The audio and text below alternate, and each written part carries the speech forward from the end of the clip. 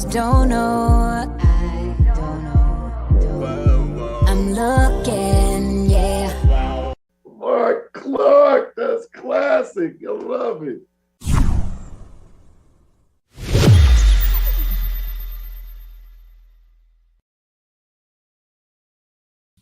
Bootsy Vegas. Hello, Mr. Clarke. Good morning. How you doing, sir? Man, running. Yeah. It was almost like they tried to get us. They tried to get me, Bootsy. They don't want us to win. 2 days in a row, right? That's what they tried to do. They don't want us to win, Bootsy, because they know that the windfall is coming. It's coming, Bootsy. Right. Harvest season is coming. It's awakening. It's coming, Bootsy. As it can't be stopped. And everybody knows after it comes in June, yesterday's price is not today's price. They know it. I'm trying to be humble about it. I'm gonna go and let you talk. Price is not today's price. Yes, man. And so, as you know, Bootsy, you saw we celebrated Allison's birthday this weekend. Allison, hey, first of all, that video was the funniest. Hey, this is no lie. I rolled. Only y'all household could do that. That took some thought. That was funny, man. Well, in fact, I'm trying to load it now because Bootsy, they don't want us to win, Bootsy. They trying it today. Bro. But it's not working. The devil, Donald Trump, and everybody else is a lie today. They're a lie, and Bootsy, a lot of it is, I think, when you arrive, how Bootsy, we talk about it. We're coming into truth. Yep. And a lot of times when you're coming into truth, it can be scary, Bootsy. We talked about it now. And hey, look, I had some more revelations, Bootsy, some more revelations. That's why we got Truth Tuesday. Oh, wow. And you get nervous when we go here, but Bootsy, it's okay. We're not going to go too far gone, okay? Yeah, because remember, we had to erase a few episodes so people could look at it again. Bootsy, we got so deep with it. Erase this one too. Jeez. First of all, let's start. Thank you for the warning. Thank you for the warning. Let's start light with the video Bootsy's talking about. So my daughter Spencer and Bootsy, let me tell you something. It's a double-edged sword, right? You raise these kids. Now, Troy Johnson, Bootsy. Troy Johnson, one of the cracks on the family is as gregarious and outgoing as we are as a clan, Bootsy. The truth is, very few people have been to our house, period. Right. For whatever reason. That's a good thing. Hold on. That is a good thing, though, but go ahead. Yeah, Allison's a very private person, and she's also one of those people. You know how people be like, and until they have their house perfect, they don't really feel comfortable. So very few people have been inside the veil. Troy Johnson has, and he grew up with these kids. Now, these kids, Bootsy, they're great kids, but amazing. They all talk slick, Bootsy. Your kids do that. Okay, go ahead. I'm sorry. They're all armed with a slick mouth. And Bootsy, what I realized, it hit me this weekend, is that because I'm the only male in a house full of women and women dogs, Bootsy, I now realize what has to happen. A lot of the rants, the takes, and all that stuff, I'm going to reserve them to my friends like you, Troy Johnson, Stan, Tony Scott, because we just think that guys think different and we express ourselves differently. And so I realized, Boots, I get into this loop of craziness, and I'm trying to ask myself, what is going on? What's going on is you're surrounded by women energy, female energy, and you just need to talk. Some things you just need to talk to with your friends like Bootsy. So anyway, I say all that to say, these kids have grown up to be funny, insightful, well-spoken, thoughtful, inquisitive, but also they got that little edge. So Spencer, the baby, she put this whole thing together from concept to whatever. Because Allison is a 90-day fiance fan, as is the household. So Spencer made this happen. Bootsy, with her own money, with her own thing, she put this together. Bootsy, you saw it. For those who did not see I love y'all, man. This is what This is Michael from 90 Days Fiancé. Well, this is a special birthday shout out to you from Spencer. You know, he asked me to tell you and wish you a happy birthday from Scala and see. They asked me to tell you they love you so much and they adore you and cherish you. So I want to sing a very happy birthday to you. Okay? Happy birthday to you. Happy birthday to you. Michael. Happy birthday. Happy birthday to you. I wish you long life and prosperity. Alison, God bless your new age. Long life and prosperity, many more years to come. Remember, better is not good enough. The best is yet to come. Have fun and enjoy your day. Cheers.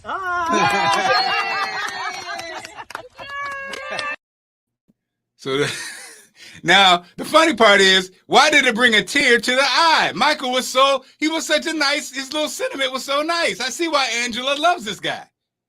Anyway, if you don't watch the show, you know what we're talking about. But anyway, the kids put that together. So Bootsy. That was amazing. That was, let me say this. That was amazing. Like, you know, the best gifts are the ones that people take and put thought into. And I just think the fact that your kids could assess that and go through all the channels and get it done, to me, that's amazing, bro. Like, I loved it, yo. Well, hey, man. And you know what? Allison had, you know, the amazing parents, right? And Allison's dad was a minister, and he was the kind of guy, and what they witnessed was he's the kind of guy that when he gave you a card, when he gave you a book, he always inscribed it, right? And that just kind of, you know, you look, you know how you look back, Bootsy, you know, you got a baby who's growing fast. Oh my God. And you look back and you realize these are the things, what they witness, the energy that they will see, the treatment of each other, right? This is what makes them who they are. And this is also what makes people, and let's keep it real, a lot of us have been victims. A lot of us are in a space of lack. And when I say lack, I mean, sometimes didn't have the meal, didn't have the love, didn't have the nurturing. And what I realized, Bootsy, is, you know, they were nurtured. They lost their grandparents early, but their grandparents poured so much into them, and they got a chance to see so much that, like you said, now we're seeing the fruits of that, including when you have an argument with them, and me and Skylar were going at it in the car. And the funny part is, because we, you know, let them be free thinkers and have their opinions and learn how to express their opinions. And so now at 20, 21, 18, whatever, they now will challenge you. Again, we came from a time, Boots, where you didn't challenge the parents. And when I say challenge you, it really is just they think their point of view is just as important as yours. And I like that. I like that. But sometimes it does get frustrating because they're so young, there's so many things that they don't know. They will know in time, though, right? But at least I saw did you see Gerard Carmichael's special yet? I saw a little bit of it.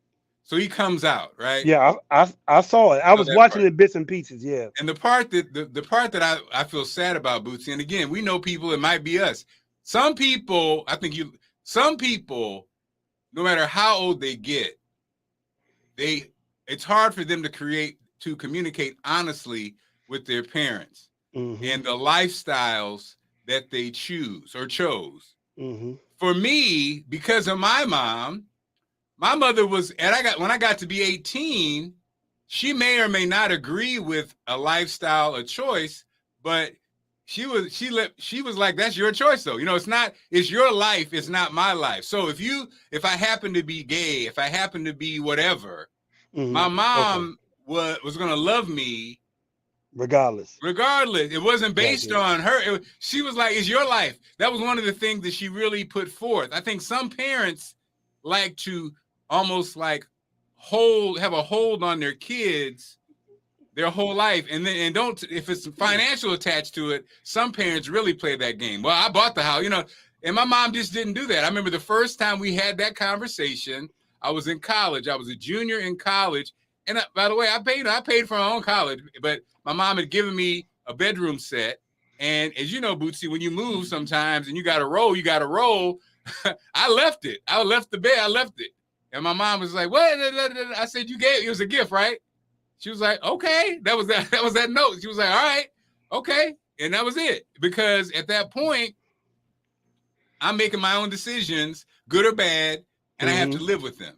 And she let me off the hook. I didn't realize at the time what a blessing that is, because some parents never let go. Some parents influence and they use their influence on their kids. They browbeat their kids with their influence their whole life. Gerard Carmichael, who's just, for those who don't know, successful comedian, he just came out as gay in his special. In the special, he did share a lot of family secrets, which again, parents hate that when you tell the truth about your dad being unfaithful and so being this, being that. But he also has talked about how his mother holds the church and religion over this decision. And basically, because he's sinning, being gay, she basically is not letting him out of that. Basically, like, yeah, I love you, but you're a sinner. Wow. And I was just thinking, Bootsy, I never had that. I was always able to move how I wanted to move. Even if my mother disagreed with it, she'd be like, well, yeah. But some people don't have that, right? And it's just sad because I see him on the talk shows and stuff. The funny thing about it, Bootsy, is I think this was his best special because there was a disconnect with him that I didn't get, but now I get, because he was living a lie. And now he can just be his authentic self. And I think if you're a comedian, if you're on stage and the camera and stuff, when you're not your authentic self, I think some people can really pick up on it. They don't even know what it is. It's just something about the way you move is not really who you really are. And now I feel like he can be himself. But sadly, and that's a win, but sadly, I think for his parents, it's not, especially his mom, What's your take, Bootsy, on that with parenting and having to respect or whatever your parents? Well, I just think I think it's a lot to unpack. Okay, with you and then your daughters, I think with you, it's very interesting because you have 3 girls, which means you have 3 different personalities as a teacher, but also as somebody who grew up in a household with 5 sisters.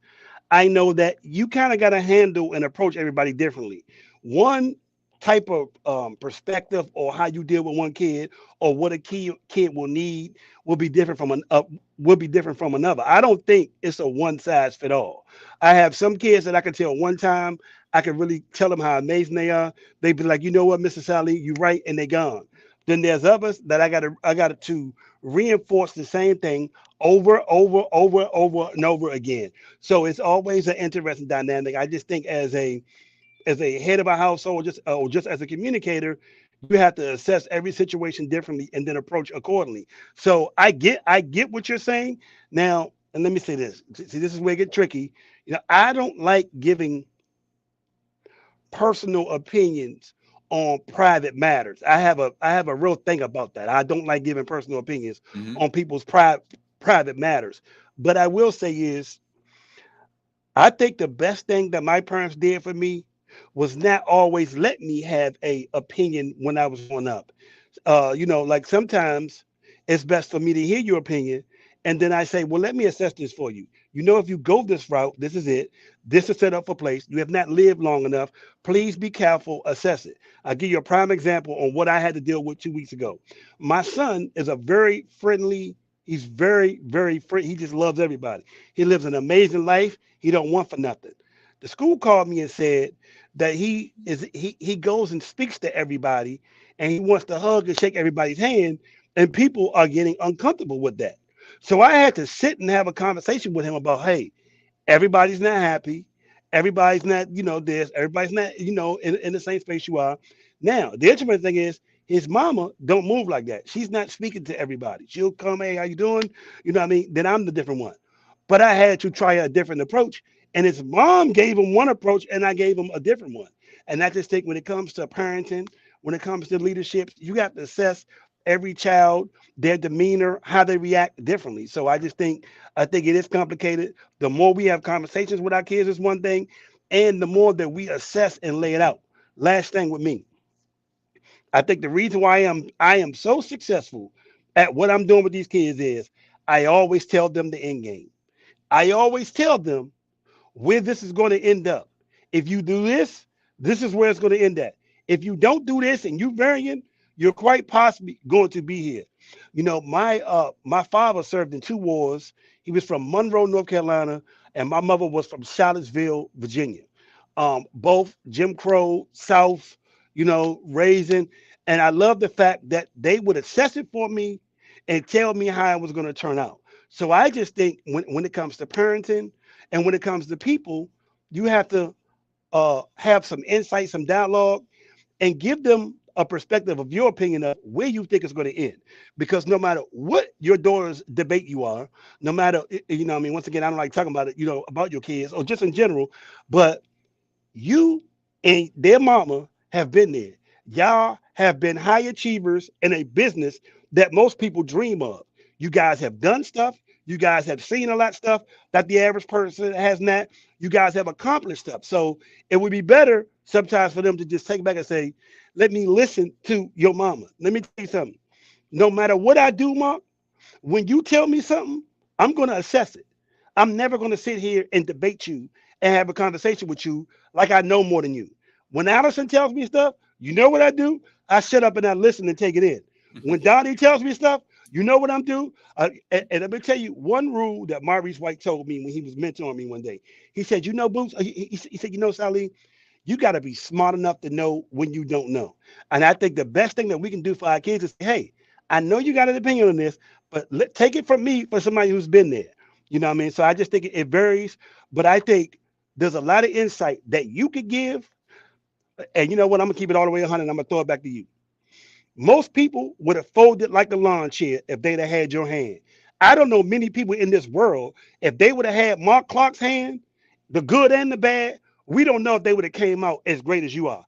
There are some skills and some life lessons that you can share with them and other people that can last them for a long time. And I'm going to leave it at that, my brother. Well, and that's what happens as a parent. You get frustrated because you know that. But sometimes your kids, they don't know that. And so they will in time, right? But anyway, so Bootsy, this weekend, it's the truth show today. A couple things, Bootsy. If you get nervous, just quit talking because I know you don't want the government to come snatch you out your house. Man, I already know what this is. So Bootsy, thank you for the disclaimer, sir. A couple things. I got a couple, Bootsy. I'm going to start with the one that got me. And I realized when you get to a certain age, and Bootsy, we're seeing it a lot. We can use a music analogy, but also it's like, when you watch the news, and I'm trying to get a news job, but anyway, you watch it and you start to realize, like, for instance, they did this whole big story on nuclear energy is making a comeback, right? Nuclear energy's making a comeback. And what I was just shocked by, Bootsy, because here we go. People of a certain age, and I'll put you in the same box, when you say nuclear energy, the first place we go, Bootsy, is what you gonna do with the nuclear waste, right? Which has been a conversation for years. But go ahead, though. There's two. What do you do with the nuclear waste? And then, of course, the fear of a meltdown. And then, but the fear of the meltdown is the ultimate worst case scenario, right? So you're watching the news story and they're talking about, because gas is in the news. And so is it here? Is it here? I forgot. They got a brand new nuclear plant. Is it in the DMV? I can't remember. But anyway, a brand new nuclear plant, right? So nuclear power. Yeah. And it was funny because it was a brother who was the point person for the story. And Bootsy, again, there's a certain age group of people. When you say nuclear power, you think 3 Mile Island, you think, the worst nuclear disasters. And then in the back of your mind, it's what are we going to do with the nuclear waste? Because if we're keeping it real, Bootsy, we don't know what we're doing with the nuclear waste at hospitals every day. It never gets talked about, but nuclear waste is trash for thousands of years. And we don't even know. We don't even do news stories about, every day hospitals and doctors' offices have nuclear waste. Where is it going? Oh, we just take it and we put it in the ground and something. Blah, blah, blah, I know the answer. And so I know the answer. And so as we watch the news story, Bootsy, I'm sitting there getting heated. I was watching it heated because Bootsy, it was it's clean. It doesn't don't have to worry about if it's sunny or windy. It's another option. The climate change. Don't have to worry about. finally, they did it. Almost the end, Bootsy. A little bit about nuclear waste. A very little bit.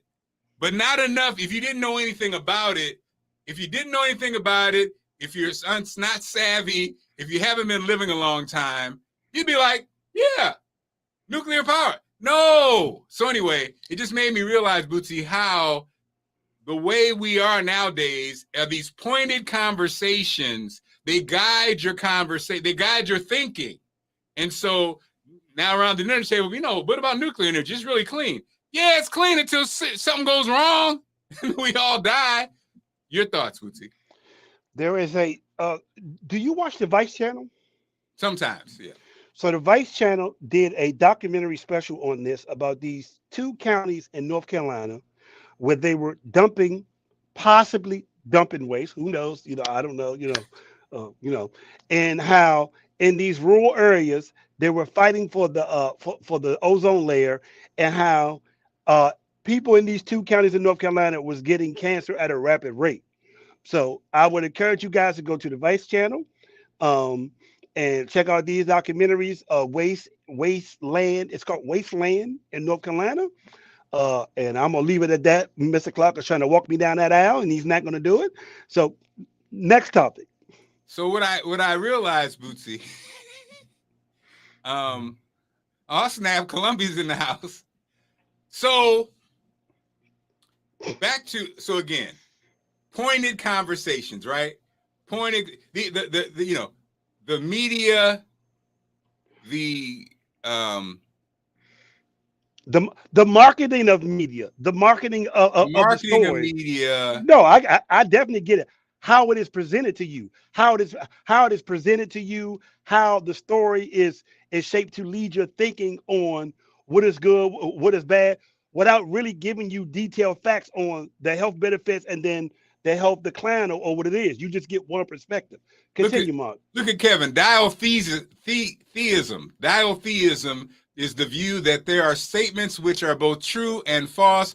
More precisely, it is the belief that there can be a true statement whose negation is also true. Such statements are called true contradictions, dialetheia, or non-dualism. So, oh, snap. That's great for you to read it, because I would have messed every one of those last 3 words up. So, good morning, Deidre. Good morning, family. Kevin come with the heat.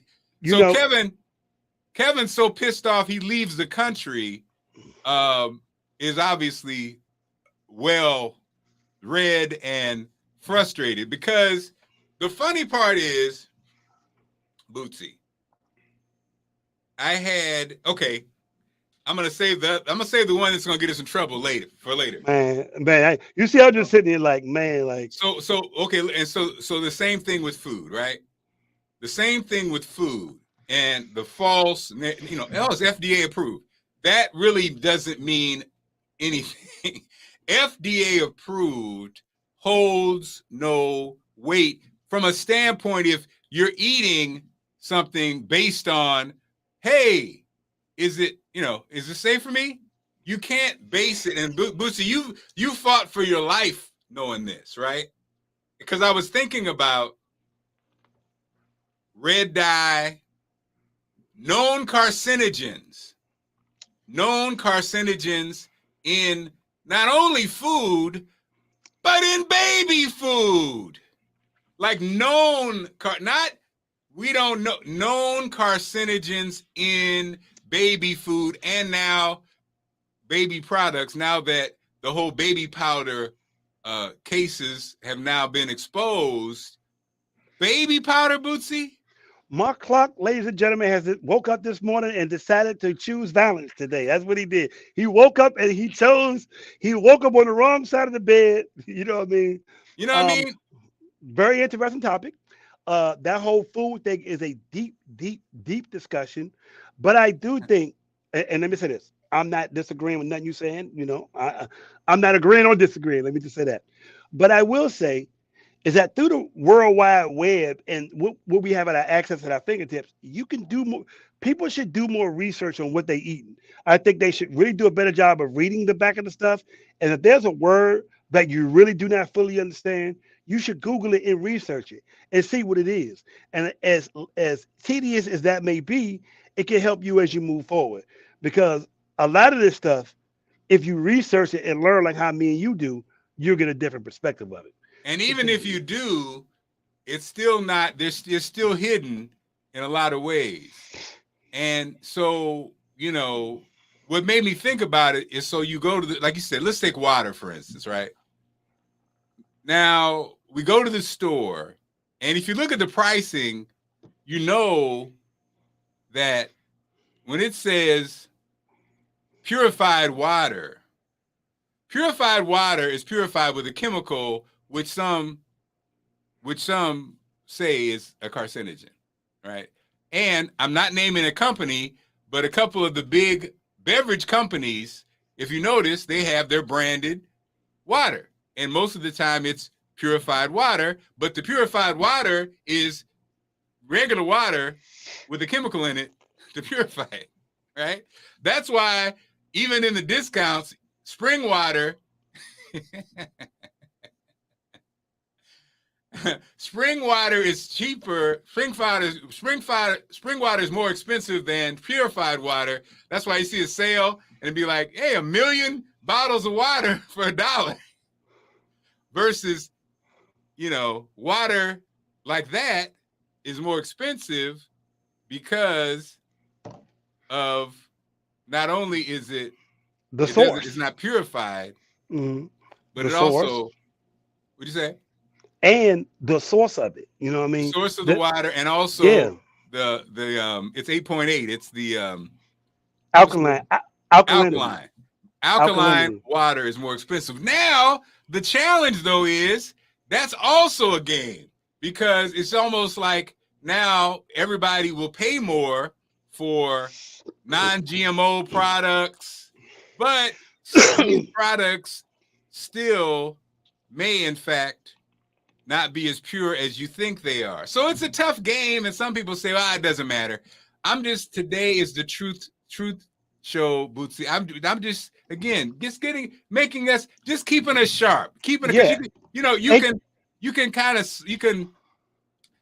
get off your game, you can get lazy, just keeping us sharp, that's all. Yeah, now the other thing is, we could just give I can give them the basic information. No processed meat, no dairy, no sugar. Eliminate those things immediately. Try to find a plant-based, alternative to it. You'll live a healthier life. You know what I mean? Also, as Uncle Stan said, if it does not have seeds, it did not breathe. Y'all need to keep that in mind. Thank you, Uncle Stan. His name was Uncle Stan, right? Yep. Okay, so just remember that. If you're gonna get fruit, make sure it had seeds in it. Farmers markets are really big in this area. I went to a farmers market this weekend, got seeded watermelon. I actually found seeded grapes for the first time in about 2 years. Wow. Yeah, so the thing is, if it got seeds, it breathes. If it don't got seeds, it don't breathe. And just be careful what it is, because GMO is genetically modified. You know what I mean? So just keep it, but no processed meat, no dairy, no sugar, and just be careful. And if it's in a box or a bag, leave it alone. Right. Now, right. And let me tell you something. It's a challenge, because let me just say the funds are low, and I'm not really messing with meat these days. So this weekend we were traveling. Oh, I was wrong this weekend. I was all over the place. I was eating terribly. Wasn't getting enough water in the car. Stopping through those drive-throughs. Getting, the choices were some fry. What I mean? It was terrible. That's how they get you. It was terrible. So this week I'm come home, filling up with the water, trying to, just kind of flush out the system. But it's like, it's a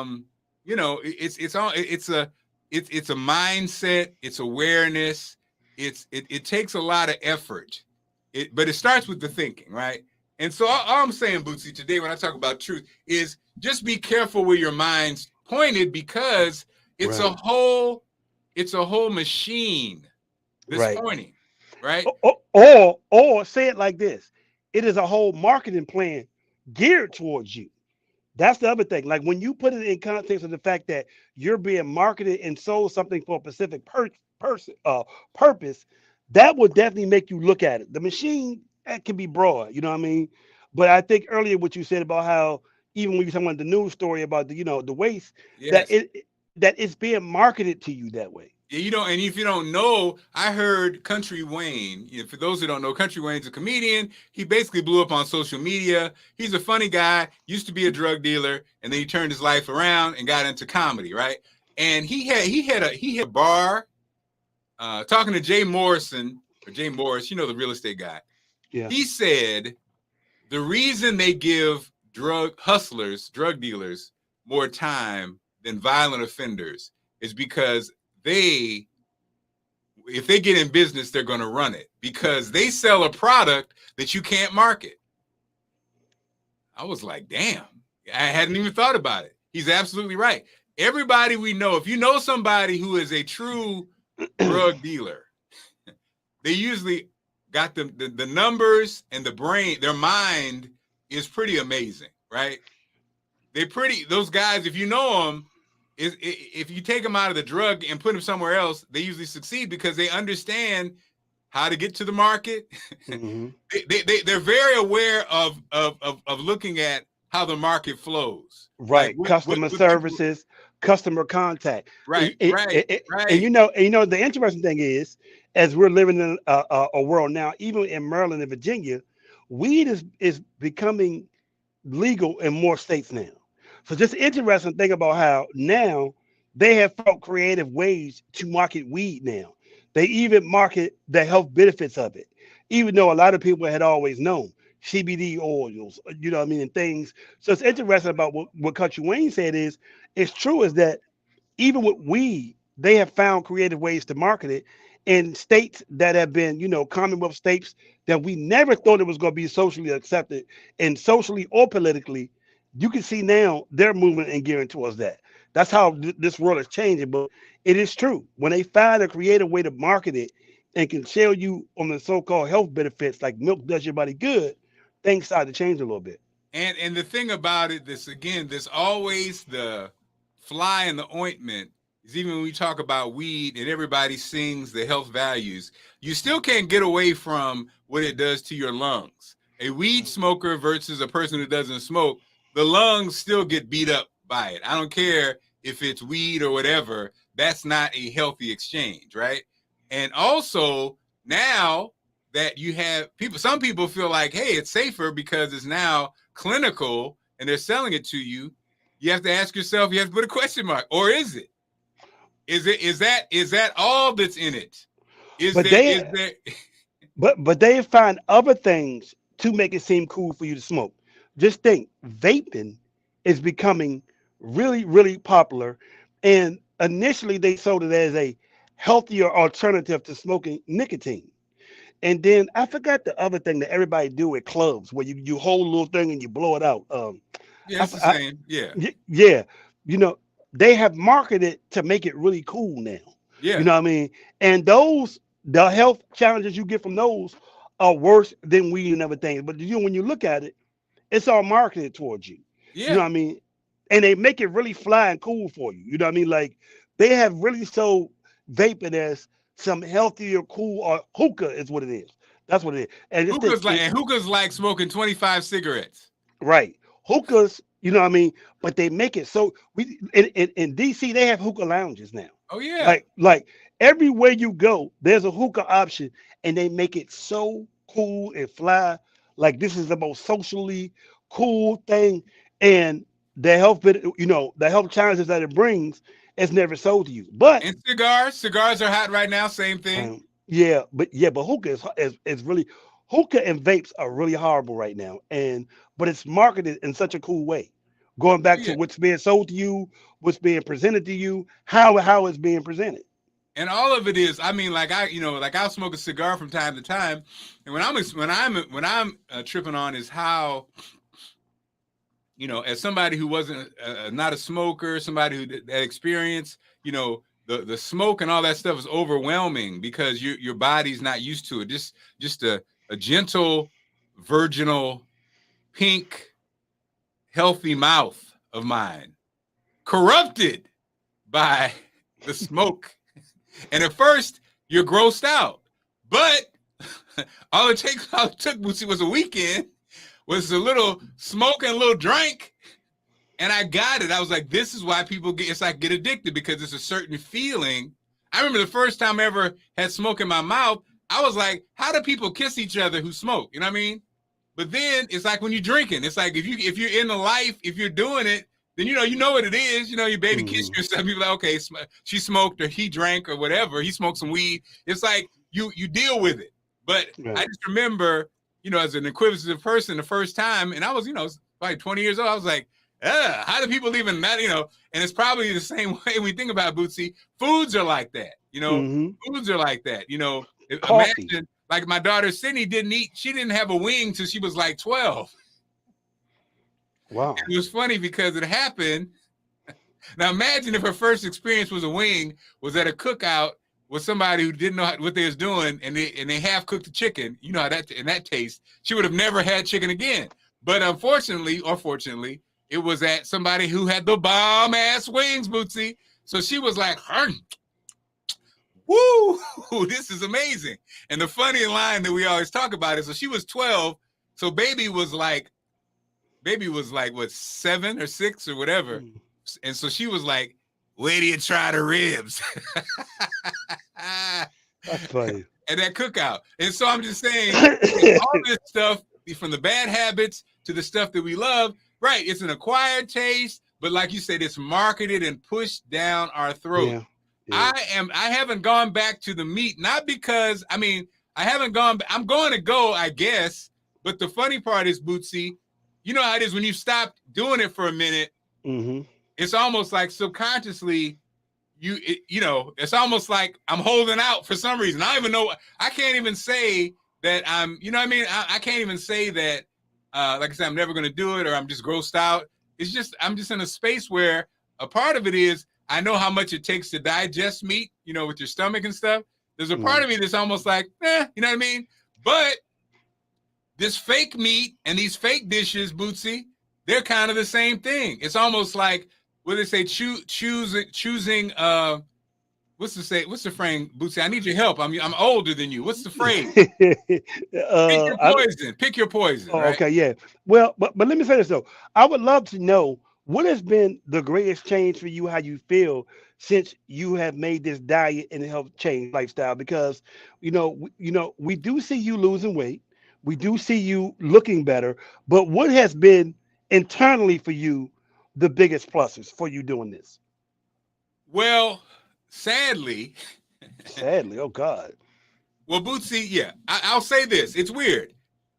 Every time I've gone on a weight loss journey, I have to say, I can't say physically it's been that much of a difference. To be honest, the heavy, and I was younger, but the heavier Mark, it feels like a more powerful person. You know what I mean? I don't know if it's the weight. I don't know what it is. The muscle I don't know mass. if it's the food. Maybe it's the food. Maybe it's the steroids in the food. But there's a feeling of power and strength that I had that I don't have now. And now, for some reason, I'm a little bit creaky. I'm a little bit older. I think the wear creaky and leaky, as Stan said. Maybe it's the wear and tear of the treadmill. I don't know what it is, Bootsy, but I got a little hip discomfort, little knee discomfort, probably a little arthritis. The timing of it's funny because I again, I've lost the weight and I'm excited about that part, but physically I feel a little, discombobulated, but I think it's a combination of age and everything else. Do you have more energy? Like, do you feel more energized? Really. Not necessarily. I never had an energy issue. And I think that's the challenge, that's the challenge to make people go out of here with a stroke and a heart attack, because you're feeling great, but your weight and your levels are crazy. You know what I mean? Okay. And okay. So, I would love to know, do you sleep better? not necessarily. Okay. I'm figuring it out, but not necessarily. And I'm trying to get to the bottom of it, Bootsy, because I know that my sleep apnea is less because of the reduced the weight on my neck and the way I had this kind of congestion. That's reduced, but what I'm noticing is, for some reason, because I have the little devices that monitor, the sleep apnea has reduced, but my quality of sleep has not necessarily improved. But again, that's fine. You know, you stay the course and you come down because I know I'm healthier because my levels say so and my numbers say so. You know what I mean? And so it's now just managing, like you say, managing this space, getting my diet together Right. properly because Right. I'm still figuring that out. Well, can I tell you? Can I tell you what worked for me? Uh-huh. Um, and this has worked for me big time. I have a consistent regimen and schedule Monday through Friday on what I eat and what I do. I will not venture. I go to a juice bar called South Block, and I drink alkaline water, and I have a mushroom asterisk in there, and I do oatmeal for lunch. I have various different superfood oatmeals, and then I'll eat regularly. I'll eat a meal, what it is in the day. I do that consistently Monday through Friday. I know what I'm going to eat. I know how I'm going to eat it. I will not move. So for me, a regimen of what I'm going to eat, how I'm going to do it. I may switch it out from time to time of what kind of smoothie I'm going to have, or what I'm going to do. Water, mentally, but also physically. That has put me in a space where I don't have to think about what I'm going to be doing.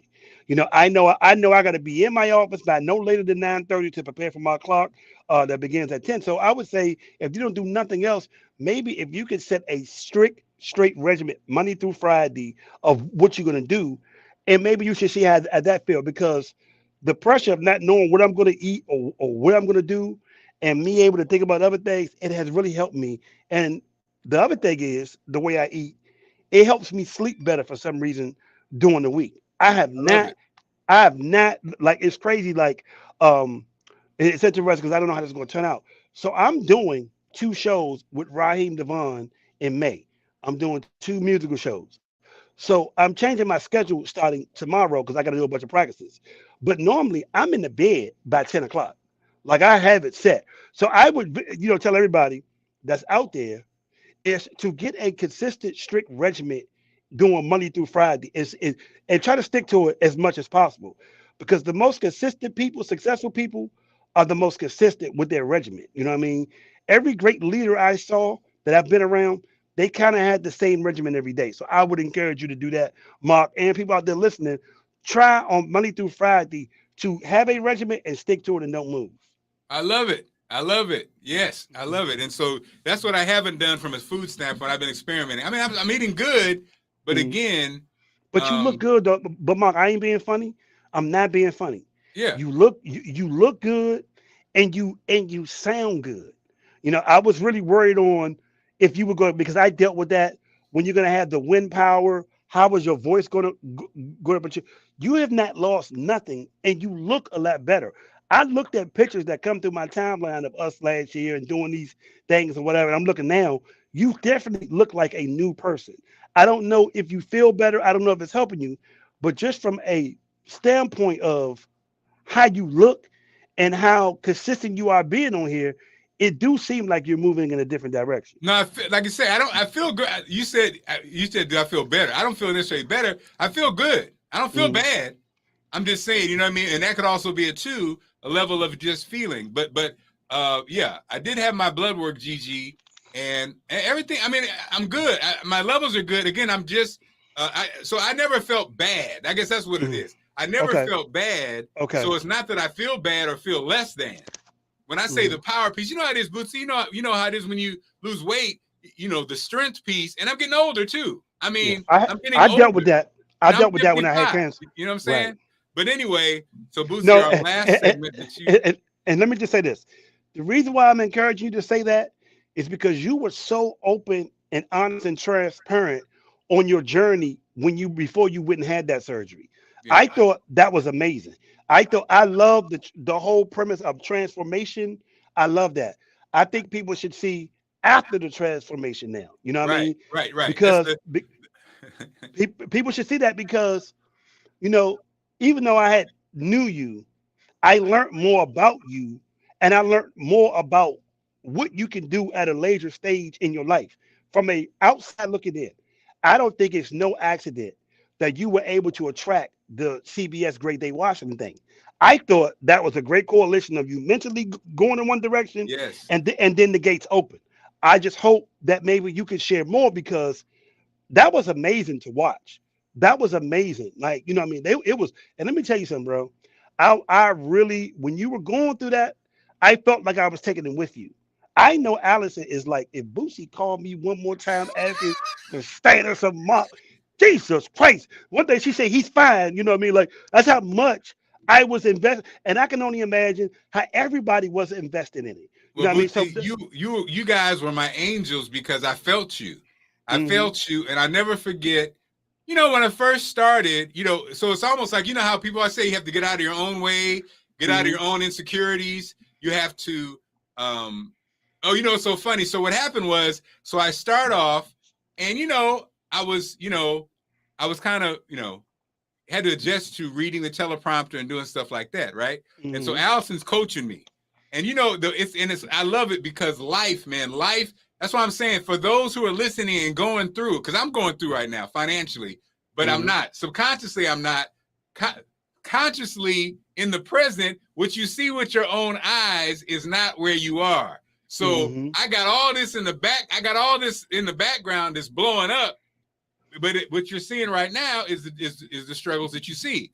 Don't let that take you away from your focus, and don't Right. let that even put you in a mode of whatever concern, because oftentimes what we're witnessing or what we're seeing is not the reality. And TV was great because it was such an example of that. So Mhm. Boosie, I start off, and again, you and I, because we've been in media a long time, and we are transparent with others and ourselves. We know how to evaluate if you're doing good or if you're doing bad, or when you mess up, when you don't mess up. That's what's so funny. So if it comes to on the microphone or whatever, we are aware of our mistakes. You know what I'm saying? We Right. just are. Right. And so imagine I'm on television, and now I'm a beginner in a sense on this new thing, reading teleprompters and this kind of stuff. And so I was all in my head.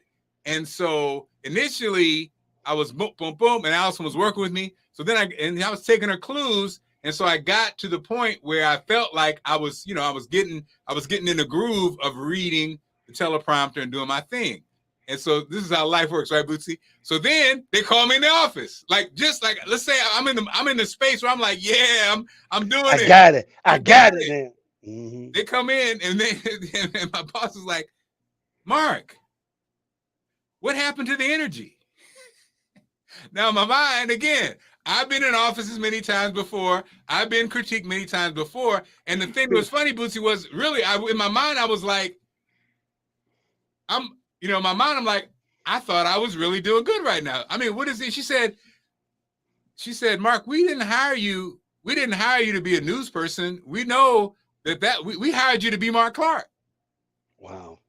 Right?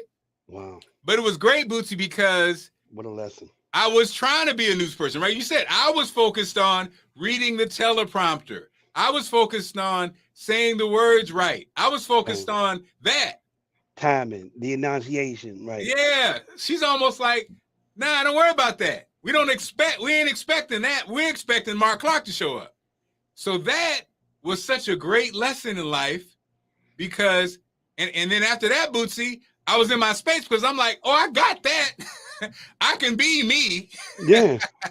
But I thought y'all wanted a polished version. I got you. Exactly. I thought you Right. wanted da da da da da. But it was just a great just realization, reminder, and a great lesson Mhm. because that is the thing.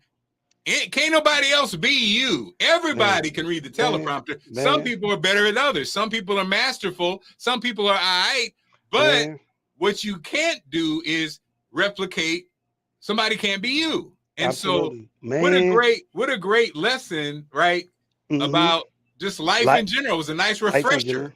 After Mhm. being, in the media for 30 plus years, it was a great refresher. So from that point on, Bootsy, and you even commented on it, you saw the whole transition. So you saw me, Bootsy, go from being a hesitant. You probably saw me You saw when I kind of got into a groove. And Oh to man. your credit, thank you, Jesus, you were there for me. You were like, hey man, da da da da, or da da da da. You were always positive. You always kept it upbeat. You always made me feel special. And that support, man, was amazing. And I agree. You're right. I think now that was kind of the reinvention. And then what I was saying about for those who are going through and feeling a certain way, as you know, Bootsy, I've been in that so many times when I Right. was in this basement and didn't have an opportunity. And then the next thing you know, I'm on television. It was just like And I always say that it's happened so many times. I'm like, God, I don't know what it's going to be, but I know it's going to be amazing. Thank you, God. I'm so grateful. I'm so grateful. So those moments as you're feeling at your lowest, just say, I'm so grateful. I'm so grateful, and claim whatever victory you want it to be. Just claim it. Because as you know, I got a couple crazy things. I'm waiting for the other shoe to drop. And I laugh because it's almost like that anxiety, that kind of like every day that pink slip notice or whatever, you just like, I know it's coming, you know, that, and it's so in life, you know, just understand it. And I'm not talking from theory, I'm talking from experience. Right. Yeah, I think the amazing thing is you represent what a lot of people do. A lot of people are still holding on to their dreams and aspirations and have to try to find creative ways. But the fact that you was willing to transform everything about your life to, one, be here for your family, and two, to chase your dreams, a lot of people were living vicariously through you. A lot of people were motivated through you. So I just think that was just an amazing thing as well. And it also goes to show you how quick it can happen, but also how quick you might get a transition out of it. Because at that quick, you had to transition to the next thing. Right, exactly. And it's almost like, and Kevin, look at Kevin, Columbia in the house. Kevin, I love you, man. That's my man right there. Kevin ain't no easy win. You know what I love about Kevin? It's like Kevin's personality, and that's the thing that's so great about this whole experience. Shout out to my reinvention crew. Shout out to my old school music crew from New York. We have this social media thing has brought us together, and it's crazy.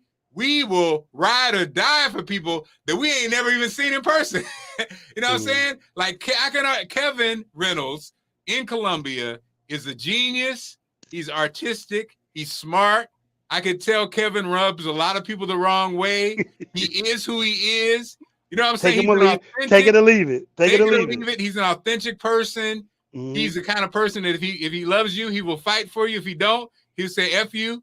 And again, this is all just based on our you know, Deirdre. Look at Deirdre. Every morning when I was on the treadmill, Deirdre was there pretty much every morning having breakfast. Deirdre's retired. She, again, is a ride or die. She's a supporter. She's going to be there. She's the kind of person, Deirdre takes care of herself. She worked hard, and she's enjoying her retirement. You got Gigi, an entrepreneur. Again, look at her. Check your hormone liver, Mark. She's also family. She built her own brand. She can't be stopped. It's like these are things, and these kind of interactions. It's just amazing. But it also, Bootsy, is what I'm thinking about is how resilient we all are. You know, you look at you, Bootsy. You look cancer in the face a couple times. So in that, yeah. You can't count no damn Bootsy Vegas out of nothing. Also, Bootsy appreciates I think one of the things we share, Bootsy, is we appreciate life stories, people's life stories, and we're motivated by it. And you're also a teacher. And that's the thing that I love about you. When those kids come in there, I don't care how messed up their reputation is, you see the potential. There's not a kid that comes in there, because first of all, you know, and you look at them as a human, and you know that these kids, if this kid is the devil, or some people have called him, they're probably got that way because of some unbelievably tragic scenarios that they had to witness as a baby, which nobody should have to witness that. And so that's why when they come to Bootsy Vegas, they got an instructor that got them, even when they don't know that they don't know who you are, but you know who they are, and you know who they're gonna be if they only believe. So it's like and the amazing thing is with your wins and what you get through your wins, I get it when I get to text you another college acceptance letter like I did yesterday. Like no matter what went on last week and weeks before, to text you and Al to say, hey y'all, I got another one. I got it. Like that's no better feeling. We were at Hampton. Allison did the president of Hampton, Harvey, is retiring. And it's so funny. It's over 40 years. Talk about again, Lucy, we talk about on this podcast life stories. Right. So Dr. Harvey, Allison was there when it was Hampton Institute. Now it's Hampton University, and all the stuff that's happened there. Now, hold on. You might offend somebody by saying they ain't the real HU, so be careful. Exactly. But here's the guy who basically built it. For 40 blank years. Yes, he did. He made this institution amazing. Now, the funny part is the kids who are coming in, who are 20 years old, or even parents who are experiencing it now, people got complaints. You know what I mean? He's too old. He needs a da-da-da. People complain. But the part about it that again, and I think even in our culture, Bootsy, we do, we almost want to throw away what the baby with the bathwater. It's almost like we don't, all those people that came through those doors in the last 40 something years who are living certain lives, he had a role in that. And there's some struggles. It wasn't perfect and blah, blah, blah, blah, blah. Because same could be said. We talked about it. I work for Radio One. I work for Radio One, a Black-owned company. And was it perfect? No. I expressed my complaints. HUR the same way. Howard University. I expressed. But at the same time, I cannot throw away the fact that they gave me an opportunity. Right. I cannot throw away the fact that when I worked at Radio One, I was one of the highest paid people who worked at Radio One for certain reasons. When I arrived, timing and all kind of things. Same thing at Howard University. I can never forget that association with that amazing institution and that amazing radio station and many of those amazing people. Right. And so even though I had my complaints, I can't throw it away. And that's how, right. and that's how life is, right? That's how life is, from the people we meet to the journeys we've been on.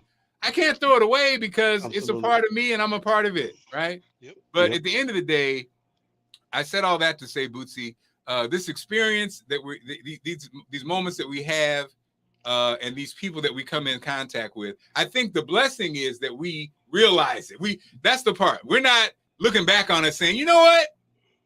I was dogging them people, but no, we're saying in real time, okay, you know, we may not have 1 billion views. We may not be making $1 billion off. We ain't making no money off this. But the beauty of it is, Bootsy, we understand that does not mean that it's not making a difference. Right. It doesn't mean it doesn't have no value at this particular time. It doesn't have any value. It doesn't mean in our experiences, and shout out to Lorenzo Ice-T Thomas. Lorenzo just got a radio gig, and Lorenzo, who Allison and I do an afternoon show on his digital channel, he's put together this amazing digital channel that, again, are we making $1 million off of it? No. But again, it's still an opportunity to do something that we love.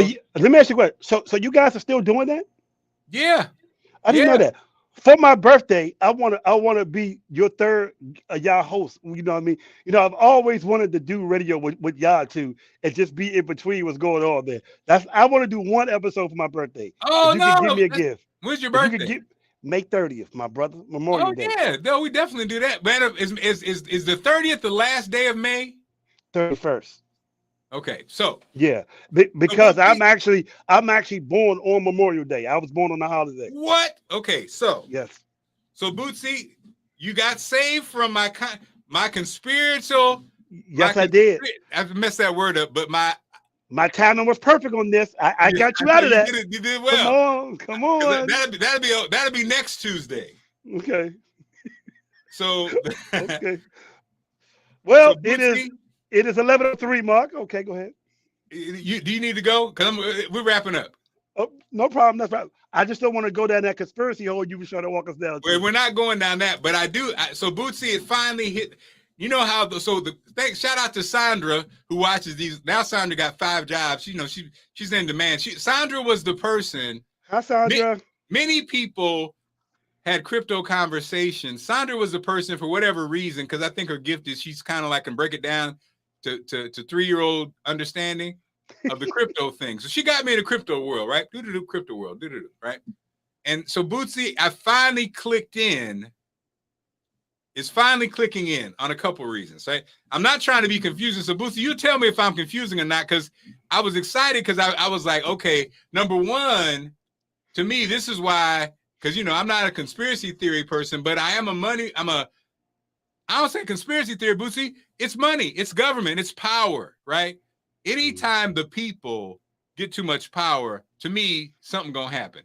But I don't want to put that in the universe, but I'm just saying that's probably a philosophy, and maybe I'm wrong, right? Maybe I'm wrong, Bootsy, right?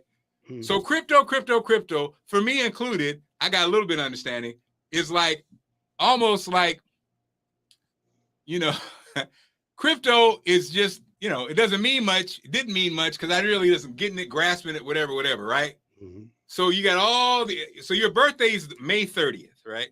Mm-hmm. Come on, Skylar. The last day of May 31st, all of us we had Alex Slocum on the show who created the GOPX token, right? Mm-hmm. Now the GOPX token, and when he was explaining this, I had no idea what he's talking about. I think I'm breaking it down more closely, Bootsy. No, The thing that Alex did with his token, that he wanted it to be more stable than the crypto that just goes up, down, up, down, up, down, down, right?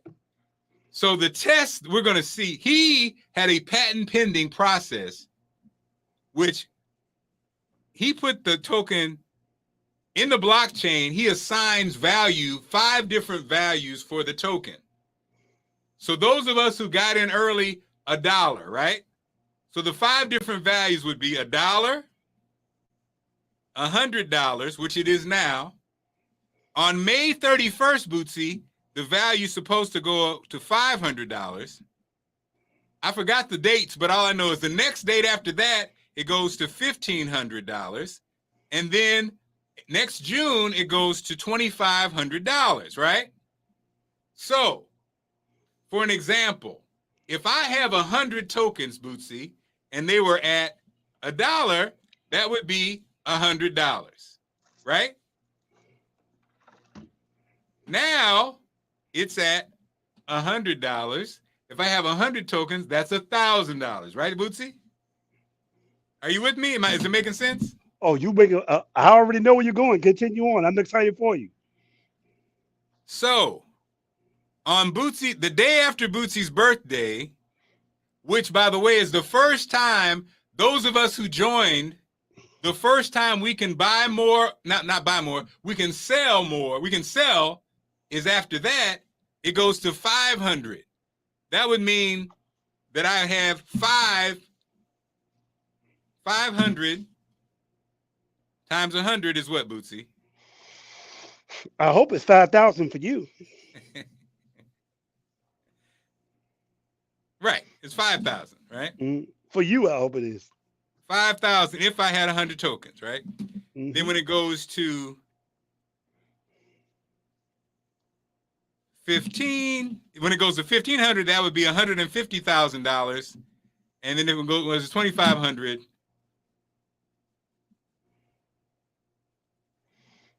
that goes to $250,000, right?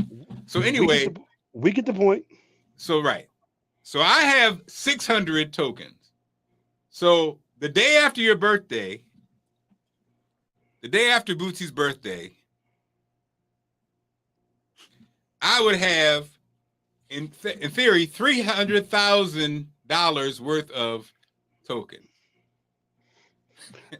So that's why we're going to party, Bootsy. We're going to party. From your lips to God's ears. From your lips to God's ears, baby. Right. So let the crypto gods shine down on Marc Clarke today. So Bootsy, the reason that the reason that I was telling you I did all that example because we're tied to go GOPX, right? But the part about the part about this whole crypto conversation people talking about and people still like, I don't know. Here's the part that the kids are doing, Bootsy. And on YouTube they got all these kids. And I spent some time, I went down a rabbit hole, right? But here's the part, Bootsy, that I'm like, Sandra told me about it, but when she told me about it, I didn't understand. So, Bootsy, what I'm understanding now is, so everybody's heard of Bitcoin, right? Mm-hmm. So, you heard of Bitcoin? What? Yeah, I actually have some. There we go. So, one Bitcoin is like, let's say, I think right now it's around $40,000, right? Mm-hmm. And the thing about Bitcoin, of course, you can buy little pieces of Bitcoin, right? So I'm watching this thing, and the part that made me Bootsy be like, okay, I see what they're doing now is if you have, let's say Bootsy Vegas has 2 Bitcoins and they're worth $40,000 each. So it's $80,000 worth of, Bitcoin you got, right? Now, Bootsy, if you wanted to get some money out and not take a tax hit, you can actually now take loans against Bitcoin. Wow. And that's what made me be like, oh my goodness. See, this right here, Bootsy. So in other words, Bootsy Vegas happens to get $100,000. And you bought some Bitcoin back when it was $15,000, right? A whole one Bitcoin is 50,000. So let's say you bought 10 of them or whatever. You could have all that money in Bitcoin, right? And you can now use that as collateral and get real money from that and not be taxed on it. So Bootsy, that sounds like free money, right? So I'm like, how long is the government going to let that go on? So I'm looking at these kids, Bootsy. These kids are flipping houses, taking the money, buying Bitcoin, and taking a loan against the money, and that's no tax on it. So they just, in a sense, washing their money in Bitcoin. Bootsy, how long is the government going to let that happen? I'm not going to go down that rabbit hole, sir. I'm going to, you know what I mean? I'm going to just sit here. You see, I've done a great job of not engaging in the government. Really have. Yes, I'm learning journalistic tools from you today. So all I'm saying is, Bootsy, and I say Bitcoin because mainly the sites that are doing it, Bitcoin is kind of the standard they're doing it with, right? So even with Cash, you can do that with Cash App, you know. So let's say Bootsy, this is not, you getting quiet because you think it's a conspiracy. It's not. I'm just saying, Bootsy, you can take your Bitcoin earnings and convert it right there on Cash App now. Well, I actually have some on Cash App. So see, there you go. There you go. So anyway, I'm just, okay, I see you, Bootsy Vegas. Okay, so Bootsy out there in them streets. Okay, so hey, you know what I mean? And mind you, I learned all this since I've joined the show. So I am new to this. So yeah. But anyway, this has been a great show today, Mark. I have enjoyed every minute of it. Yes, Bootsy. Thank everybody for going on with us. The Truth Show. It's interesting, Bootsy. Your birthday. See, now I got even more excitement around your birthday, Bootsy. We can't wait. Bootsy Vegas. Is your birthday on a weekend? This weekend, this year it is. Oh Lord! Is it on a Saturday or Sunday? Hold on, I'm about to tell you right now. It's on a Monday, but it's on a Monday. Yeah, but it's a holiday that day, so we'll be off. It'll be a 3-day weekend. What you doing? So Bootsy, do you have plans already? No, I mean, knowing me, I'll probably be doing. My son plays travel baseball. He's been really good at it. So knowing me, my weekends are already booked. I have jumped back into this Raheem Devon Crank Crusaders Go-Go thing for 2 shows in May. So, you know what I mean? That'll be about it. But no, nothing planned. But you know what I mean? My gift is that I get to do a show with Allison Seymour and Marc Clarke to see if my theory on what we would be as a team would work. I would love to do one show with y'all two. Oh, it's gonna happen. That's gonna happen. So yeah, we're gonna do that. We're gonna definitely do that show. And do you know that when y'all were on HUR, I would listen to y'all and talk in between as if I was on the show, like in case I got the phone call. Like I would be practicing y'all cadence, and there would be days when I would say stuff in between y'all, thinking, man, if I was on this show, because when y'all would be like, hey babe, I would always be like, so are y'all talking to me? Like I would always say, man, I would always say to myself what I would say if I was in the room with y'all. That's how much I listened to y'all and wanted to be in between that. I felt like that was a show that the DMV would have loved. They would have never saw coming, but it would have been so productive to have us 3 in the room. Well, Bootsy, what are we talking about? I literally have always felt that. Bootsy, let's go ahead and let's make it happen. Why not we add Bootsy Vegas to the show? Because, and let me tell you another reason why. It's because I know both of y'all are really funny. You know what I mean? Like I know y'all are funny. So, you know what I mean? It's just very interesting. Like I know what it would be like with the nephew in the room.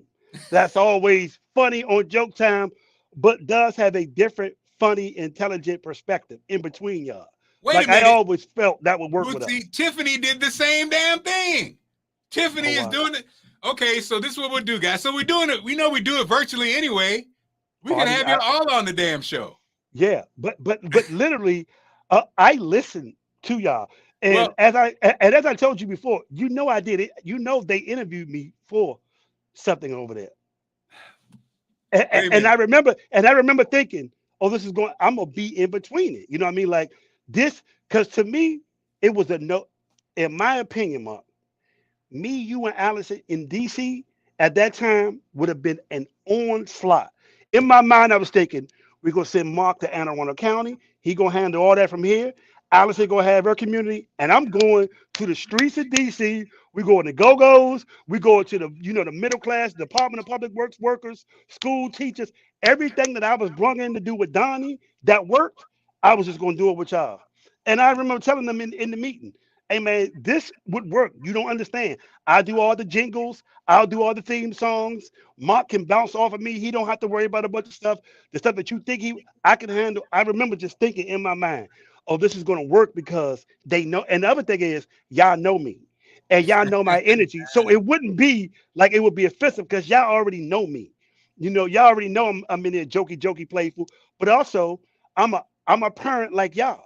And you know what I mean? Like I felt like what we could discuss, the average everyday person deals with every day. You guys having teens, I have a 11-year-old. In my mind, I was thinking, wow, this. In my mind, I was thinking, oh, they ain't gonna see this coming because I knew y'all would like Donnie. I knew you and Allison would allow me to be myself. Well, Bootsy, I think you might have just spoken it into existence, young man. Yeah, And by the way, I. Bootsy, I mean, Allison is going to be in on Donnie's show this week with Tony. Hmm. And Hmm. so, yes, sir. Well, look, Bootsy Vegas, I think for your birthday, I think you pretty much have launched the new show. So, Yeah, yeah. Like I just want to see what it would be like. well, You know what I mean? it's Wait a minute. done. It is done, yo. It one is other done. person one other person I always want to see because I know this person as well. I would love to see how I would fit with Ricky Smiley as well, like with Oh, yeah. me. I Like can't help you with Ricky. no, I know Ricky, so what I mean, I know Ricky really good. So Did he return? um Does he return your calls? Because he does not return mine. well, the interesting thing is we went on, he hosted two Earth Wind and Fire tours, so we toured for a Oh, whole cool. year.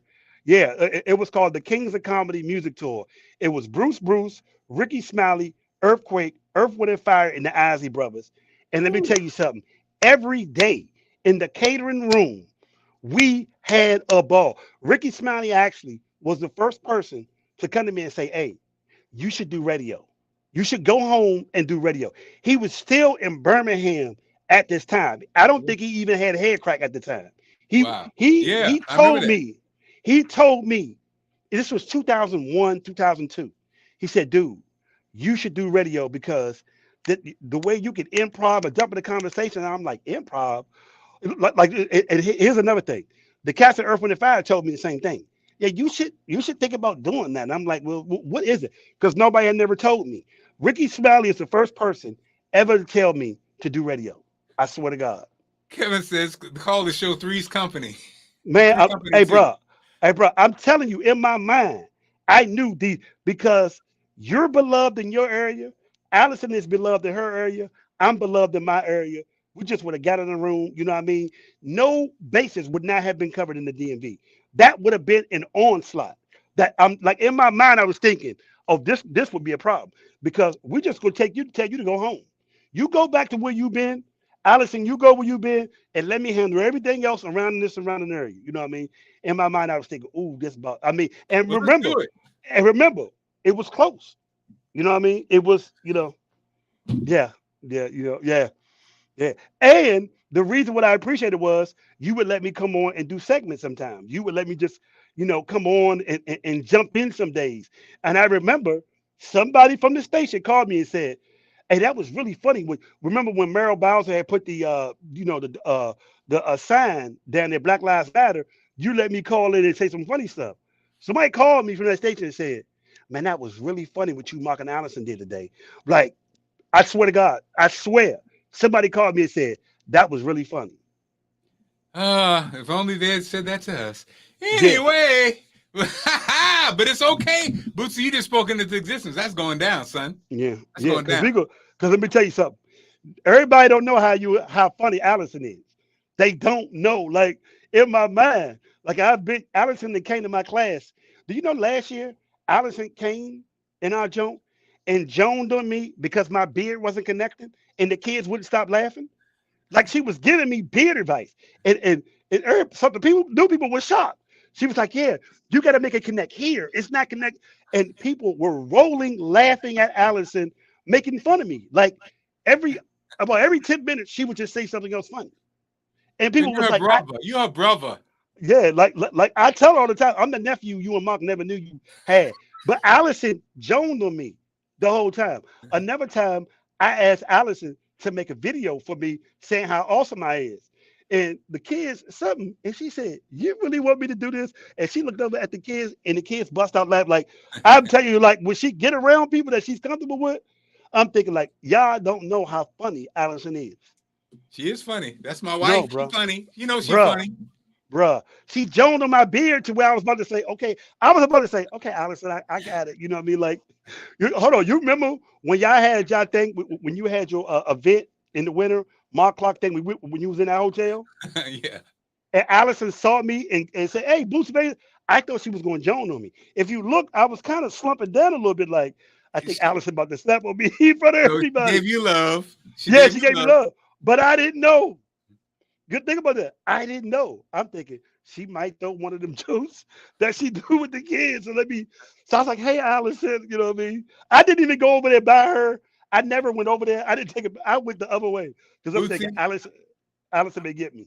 first of all, shout out to Bootsy's teeth, ladies and gentlemen. Bootsy, you shining, son. You are shining. And also, Bootsy, as we wrap things up, we're gonna do that. We're gonna do that, Bootsy.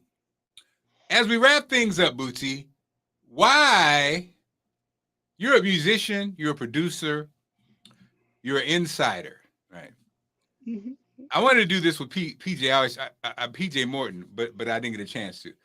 Bootsy, so why, when I've tried to pass this on, I told Kirk Franklin, I told Dave Hollister, Mm. they've helped me understand, Bootsy, when I pass this on, why nobody responds.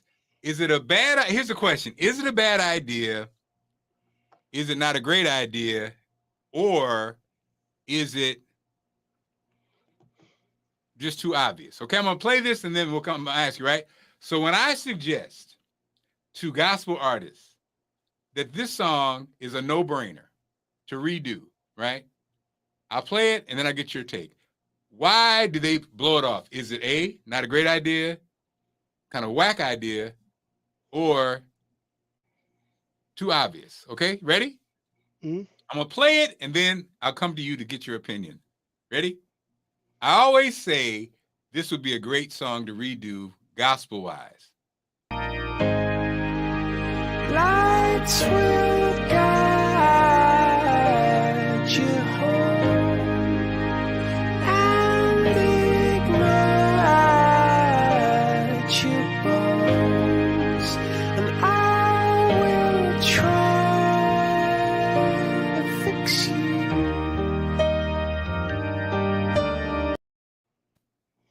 Mm. You know that song? Mm. That's the chorus. So Mm. basically, you know, Bootsy, do you know this? You know the song. If you don't know the song, you probably don't know the song. I know a little bit of it. That's Chris Martin, right? Yeah, Chris Martin and the Coldplay. Coldplay. It's Mhm. called "Fix You." Obviously, God will fix you. But I just played the chorus because I assumed that he would know the song. But everybody's like, nah, I just feel like that would be a massive. No, Bootsy, be honest. I would have to hear the song, but the song does not move me, and it's very simplistic. It sounds like something that anybody would come up with. It's not.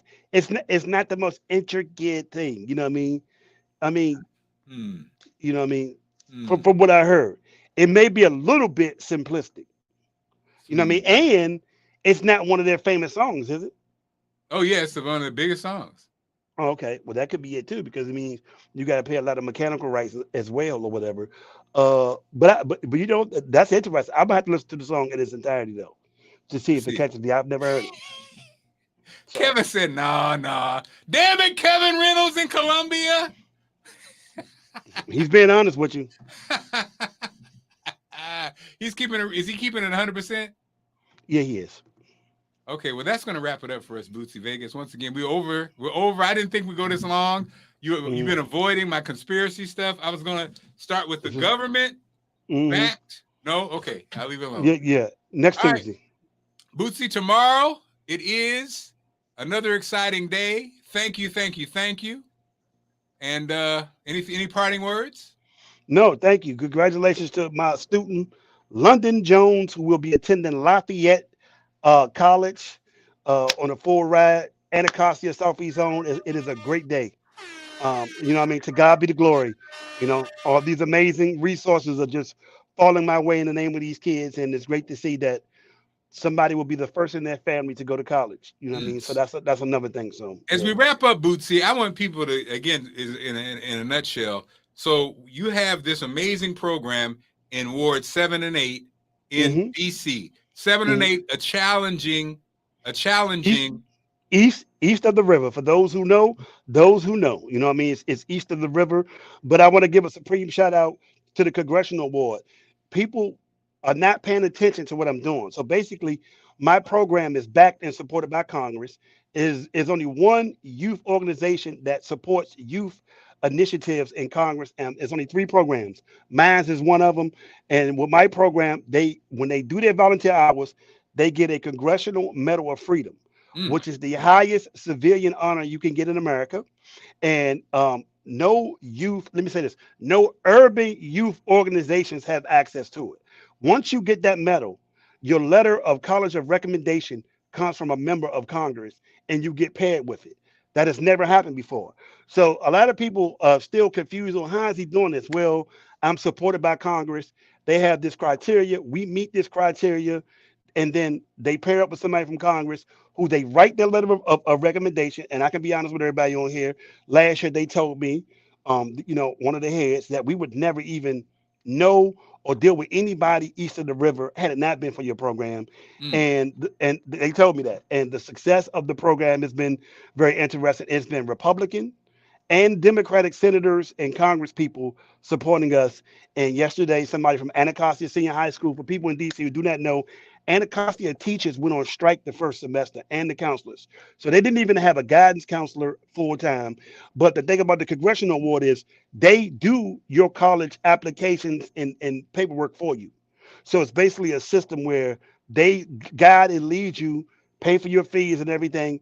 And then something amazing happens when you don't have to worry about the paperwork and the college admission fees, and you show up. Voila, this happened. So that is what happened. So congratulations. And another kid is gone. I have 100%. So I have a student going to NYU, American University, and Columbia, all on full rides. And I have now cracked the code that nobody's paying attention to. DC public school students can go to they get out of state tuition, in-state tuition, because DC is not a state. So they have this thing called CAP as well. So they can go to any school in Virginia and get it for in-state. But then it's also Jones. I said Jones. And so there's so many things that are available to DC public school students because we're not a state. There are a lot of scholarships that are available because we're not a state. And we've done a great job of finessing it, but we cracked the code. So the code is this: if you finish in the top 10% of your class, if you join the Honor Society, you have over 200 hours of volunteer hours, and you have a congressional medal, something amazing happens, Mark. Guess what? Every one of them goes to college for free. They are able to finesse this. We figured it out about 2 months ago, and we're running that playbook now immensely, and it is now shooting 100%. And kids that you would never think. Now, who would know that I would send two kids to Ivy League schools from my program? Come on, Bootsy So, Vegas. man, and I sit back in amazement in it. You know what I mean? But I will say, like you, this is really all coming from a higher place. And I guess God decided to use me for it to come through for. I'm not really taking credit for it. I won't, you know what I mean? When my student went to Columbia, Eastern High School took credit for it. Great. At Anacostia, they're not. Hey, great. No problem. I'm not even going to say that. You know what I mean? Hey, y'all, you know what I mean? Throw it up. But, to God be the glory. And with this second chance in life, you know what I mean, that I am getting, because I did have a death date twice and it was looking grim. This rebirth, this revitalization, and what God has allowed me to have to do for people has been amazing. So thank you for allowing me to share, because I know you and Allison tired of me sending y'all them text messages like, oh my God, you know what I Keep mean? on sending them, brother. Keep on Yeah. working your magic. Mhm. And so Bootsy, as we wrap things up, you get a chance to see the whole video. Now I can get your opinion. At least you can understand how it starts. Boy, you are not letting it go. I'm If it ain't good for trying to get a When you vouch for you. try your best but you don't succeed, when you get what you want but not what you need, when you feel so tired but you can't sleep, stuck in reverse,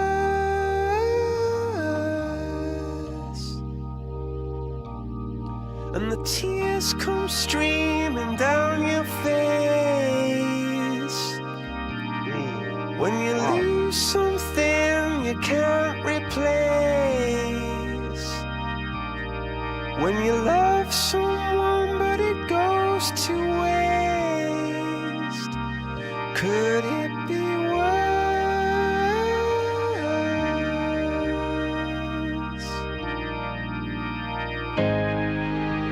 Lights will guide you home and ignite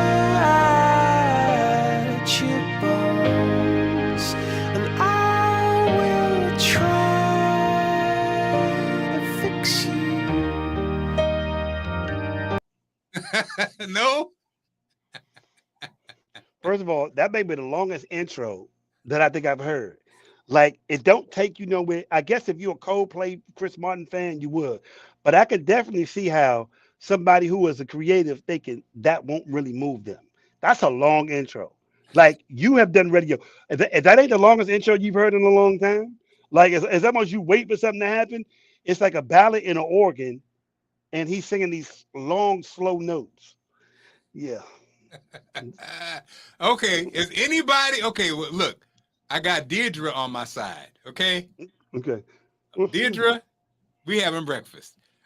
Okay. All right, family. Tomorrow it is Bootsy Vegas. Yes, sir. Make sure my daughters stay away from y'all sons. I went to DC, got put on till we all won. Got put on till we all won.